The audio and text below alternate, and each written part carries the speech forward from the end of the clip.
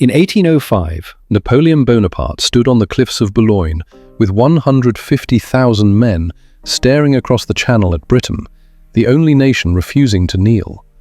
He had conquered empires, he had rewritten the laws of Europe, but the one thing he couldn't master was knowing when to stop. And that inability may reveal something far darker about human ambition itself. Back then, Europe was a chessboard of kingdoms, each move calculated, each alliance temporary. Emperors rose and fell on the strength of a single battle. Yet beneath the uniforms and strategy, the same hunger ruled them all. The hunger for legacy, for control, for immortality through conquest. It's the same drive that makes us refresh our social feeds at 2 a.m., chase the next promotion, build empires in pixels and followers. We call it different things now, but the addiction hasn't changed. Meet Napoleon Bonaparte. To the world, he was the architect of modern Europe, a military genius, a lawgiver, a revolutionary crowned emperor. But deep inside, he was haunted by a single terror: irrelevance. Every victory was fuel. Every peace treaty was just a pause before the next campaign. Because to stop moving forward was to start dying. He couldn't be a conqueror at rest. He could only be a conqueror in motion, or a conqueror forgotten. This was his contradiction. He wanted eternal glory, but glory demands eternal war. And eternal war eventually demands everything. The first crossroad, Trafalgar, 1805. At Boulogne, Napoleon's admirals warned him the flat-bottomed barges would sink in rough seas. The Royal Navy controlled the Channel. The invasion was suicide. But Napoleon overruled them, not because the plan was sound, but because stopping meant admitting limits. And limits were for other men. Everything seemed under control until Admiral Villeneuve's fleet met Nelson off Cape Trafalgar. History tells us the French were crushed. But imagine this. What if Villeneuve had won? What if Napoleon's gamble paid off and his army landed on English soil? Britain's defenders were scattered, outnumbered, unprepared. French veterans who had marched through Egypt and Italy now set foot on Kent. Panic consumed London. By early 1806, Britain signed a humiliating treaty. Napoleon didn't need to destroy them, he just needed them out of the way. And that's when the illusion began to harden into truth, that will alone could reshape reality. The second crossroad, Russia, 1812. By 1812, Napoleon stood at the edge of another abyss, Russia. The Tsar had defied him, reopened trade with Britain, shattered the continental system. Napoleon saw betrayal, so he gathered over 500,000 men and marched east into the vastness. Everything seemed under control, until distance itself became the enemy. The Grand Army advanced deeper, but the roads were mud, the villages empty, the countryside scorched. Moscow burned. Winter came, and of the 600,000 who crossed into Russia, fewer than 150,000 returned. But imagine this. What if Napoleon had stopped at Smolensk? What if, for once, he chose restraint over momentum? He could have dug in, fortified, forced the Russians to attack him on ground of his choosing.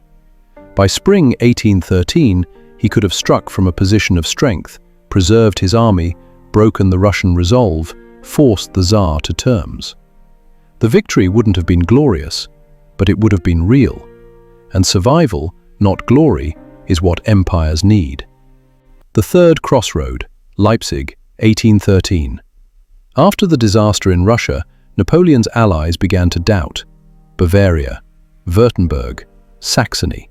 The German princes he had elevated now wondered if survival meant abandoning him.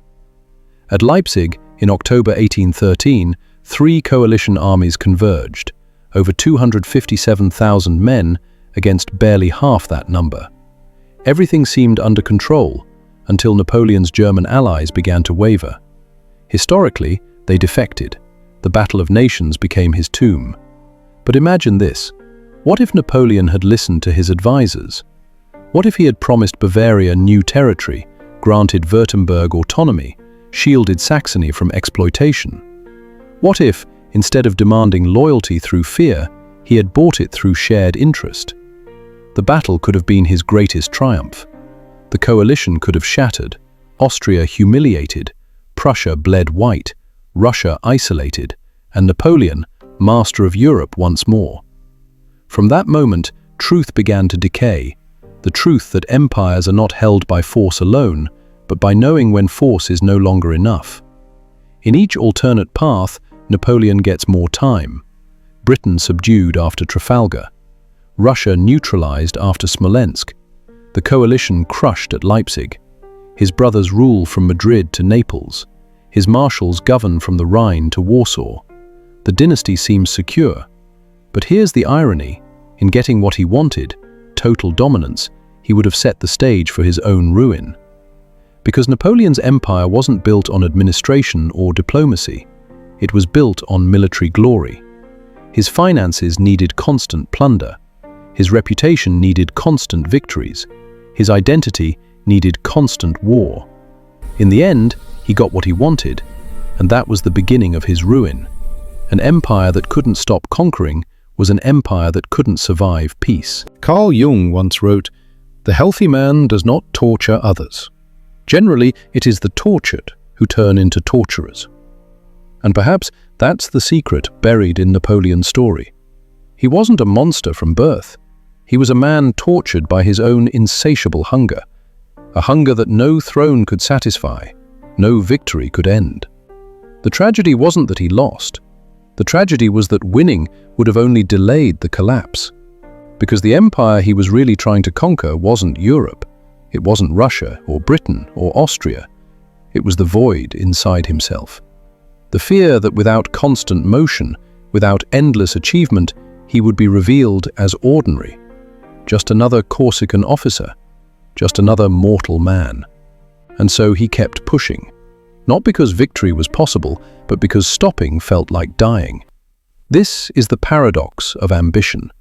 The moment we try to master the world, we lose mastery over ourselves. We become slaves to the very thing we thought would set us free. So the next time you see someone chasing the next milestone, the next promotion, the next follower count, the next conquest in business or love or status, remember Napoleon at Boulogne. Remember the man who could defeat armies but couldn't defeat his own restlessness. Because history doesn't repeat, but human nature does. The flat-bottom barges are now startup pitches. The Grand Army is now your notifications. The continental system is now your perfectly curated feed. And the question Napoleon never answered still haunts us. What happens when you finally conquer everything you set out to conquer and discover it was never enough? Maybe the empire that falls most often isn't the one on the map. It's the one inside the human mind. The one that tells us, one more victory, and then I'll rest. But rest never comes. Because the war was never out there. It was always within.